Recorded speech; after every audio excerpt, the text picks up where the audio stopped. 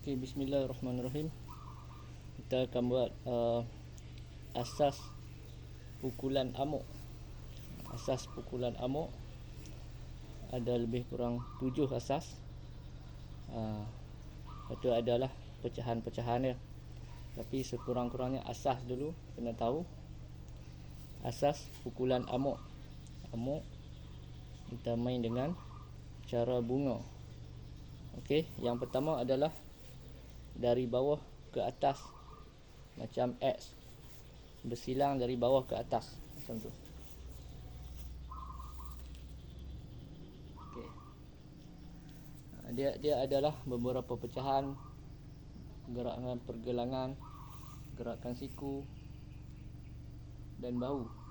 Tapi untuk asas kita fokus bahu dulu. Okey, kita nak tinggi ni.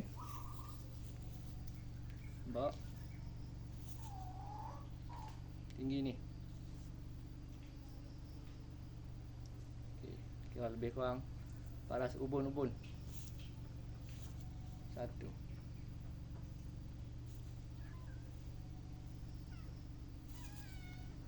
Okey, dia boleh jadi menyerang, boleh jadi bertahan dan sebagainya lah, menepis. Okey, tapi fokus asas adalah kita serang dulu. Kita macam menyerang. Okey. 1. Bibi.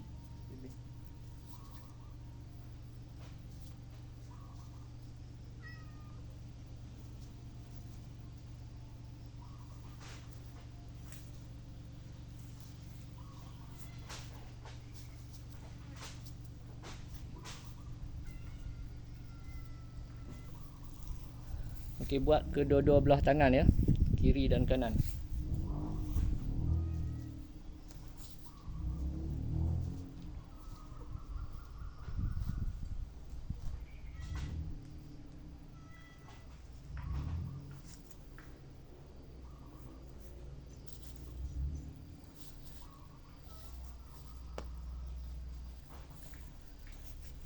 Okey, untuk langkah nanti kita akan berlatih dengan langkah asas, iaitu langkah 6 dulu, kemudian langkah sending, macam itulah.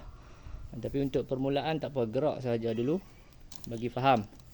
Bibi, ya Allah, kacau semua. Gerak saja dulu bagi faham.